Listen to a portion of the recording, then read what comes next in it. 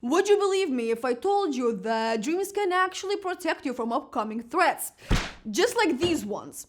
So keep watching this video to know how that could work. Hello, have you slept well? Could it be that you dreamt of something magnificent? Or something truly terrifying, so the first thing you did when waking up is grabbing your phone, turning on YouTube to do research on your dreams that keep appearing, and here you are on my channel. Or maybe your subconscious mind is pulling pranks on you, giving you fake hopes in the dream world. Well, it doesn't matter if it's one or the other. Either way, I will help you figure out why you dream. Dreaming till this day sounds like a pretty much unrealistic concept, surrounded by some myths and legends, even some witchcraft. But in reality, it has science behind it, theories and research. But even then, a lot of things are still pretty unknown. Okay, to not suck out all of the fun, some could say supernatural-like things do partake in it as well. If we count in dream reading and learning from them, dreams really can be a mystic thing. Maybe that's why people like to dig into them deeper. After all, dreams can help us live out our deepest desires, or give us an opportunity to relive some great moments, even if it's only in the land of dreams. It is also told that dreaming can help you understand your inner self, emotions, and subconscious mind. Knowing more about dreaming can benefit you. So relax and let's jump into the dreamland. I would like to start from the beginning, which is figuring out what dreaming is and when it happens. We all relatively know what dreaming is, but you still probably think that there is some kind of universal wording for it. Well, reality might surprise you. There is no universal accepted definition of dreaming, even though the dream field has been intensively researched and studied. It still gets the medal for being the most misunderstood and confusing thing from frequently studied fields. A dream is a sequence of images, ideas, emotions, and some sensations, which occur involuntarily in your mind during certain stages of your sleep. During a person's typical lifespan, a person spends in total around 6 years dreaming, which happens to be 2 hours each night. Some experts say we dream at least 4 to 6 times a night. I'll ask a question and let you think for a few seconds to comment your answer. The question is, how long do you think a person's dream can last? Take your guesses.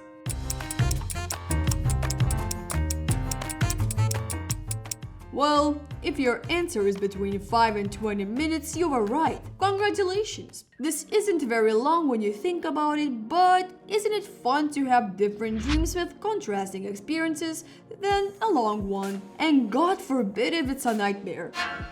A dream is something that we are at least aware of at some level. The dreamer has reduced control over the things that are happening in the dream, like visuals and activation of the memory. Dreams can be all over the place. There might be just fragments and images scattered around in your mind after you experience it. They can be very logical and disconnected. Everything you hear, see, or feel can reflect in a dream later during your sleep because your brain already has the memory of it, and especially if the thing you sense tightly stuck with you. Dreams can happen anytime during your sleep, but the dreams that are the most vivid occur in the course of rapid eye movement sleep. It's when your brain is the most active. You might ask right now, what is REM? REM sleep usually happens 90 minutes after you fall asleep. Each of REM stages lasts longer and longer, and in the end, the last stage might even last around an hour. During it, your heart rate quickens, so does your breathing. Throughout REM, that's when the intense dreams come, because as mentioned before, it's when your brain activity becomes stronger. REM is important because it stimulates your brain areas, which are responsible for learning and are linked with heightened production of proteins. Before I tell you the secrets of why do we dream, please glance at the like button, don't hesitate to hit it, and could you do the same to the subscribe box? I would really appreciate it. Let's start from the fact that scientists themselves do not know why exactly people dream, but there are many theories. One of the theories is threat simulation theory. TST for short. Dreaming might be a biological way to train our body and prepare us for the threats without the actual threat.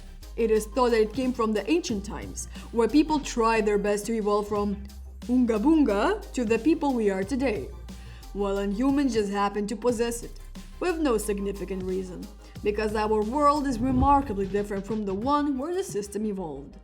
Then we have the so-called activation synthesis theory. As mentioned earlier, dreaming occurs in our most active stages of sleep. Dreaming can be considered as a way to process our heightened activity levels, and thus the outcome could be intense emotions, horrifying nightmares, or something completely outlandish. One of the most common theories, which is considered by modern psychologists' so-called father named Sigmund Freud. Dreaming is our brain sorting information, emotions, into folders. It can even solve problems. It is told that in our dreams the deepest cravings, wishes, and forbidden desires show themselves. Actually, it is believed that remembering your dreams and analyzing them can help psychologists and psychiatrists to understand their patients better and make it a type of therapy. Biological response to life circumstances. Another hypothesis tries to explain why some people experience more unpleasant dreams than others. It is speculated that those who live or have lived in more dangerous or unpleasant environments automatically experience nightmares more often than those who weren't exposed to such circumstances.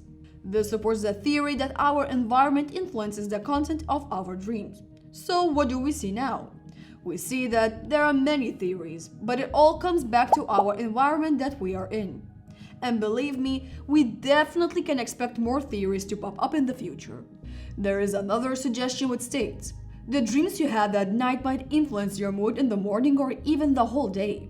It can affect your mood or even the state of your body. Actually, forcing people to remember the nastiest dreams they were having in the state of REM can cause them to feel truly horrible. It can even trigger them, and later on it can create ongoing mood problems.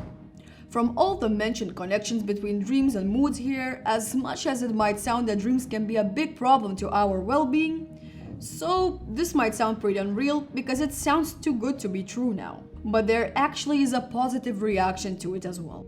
There is evidence which shows that dreams can help regulate long-term mood. For example, in one found research it was mentioned that a woman who divorced her husband then dreamt of her ex-husband, and thanks to that, she could adjust way easier to the fact.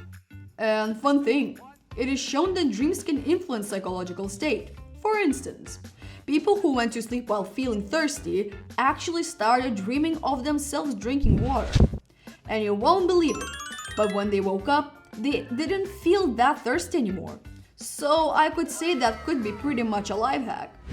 Now you know why dreaming occurs, so why not test out the theories for yourself? But that would mean that firstly you would need to go to sleep. So to do your research comfortably, I can offer you to get a great combo, like a good mattress and a soft pillow. So I have dropped a few links in the description below of top-rated brands, so that you could get a discount. Brands like Satwa and Leila. I have dropped a few because I believe that choices are fun to have, so look at my description below and shop well, have fun, sleep well. How to keep the memory of your dreams. Dreams can be a great way to find a topic to talk about or start a conversation. And now let me guess. You're sitting and thinking, okay, I will experience all those dreams, but how do I actually end up remembering my night adventures? So that I could go on a tangent during my family dinner. There are ways, do not worry. Just be careful not to mix up reality with your dreams while sharing your bizarre stories. So now let me ask you, have you ever heard of dream journals? As cliche as it sounds, they do work pretty well. Actually, they're proven to be one of the best ways to keep your track of your dreams. But the rule is to snatch your journal the moment you wake up and right away pour all the dream memories onto that paper. Dreams usually stay in person's mind from 5 to 10 minutes. Later on, they start shifting and become less and less accurate. The clock is ticking, grab your pens. Another way is to keep your sleep schedule consistent. As hard as it might sound, it works. Maybe it's a hint for you to finally take your time and fix it. This plays a crucial role in recalling your dreams. The more consistent sleep schedule you manage to create, the bigger the chances your dream memory will get better. Then you must increase the quality of your rest time. If your sleep time is inconsistent, it is hard to fall asleep. Thus, it results in sleep being poor quality and dream memory worsens. With this comes another step that must be followed. You must power down, which means no screens, phones, computers, TV. Everything has to be left alone for an hour before your night's rest. If it's still hard to do, try reading a book while in bed. It will make you feel more drowsy. And the last is waking up during a period of REM sleep, rather than at the end of sleep cycle, can cause you to remember your dreams more vividly. The dream world is in your hands. By the way, don't keep this information only for yourself.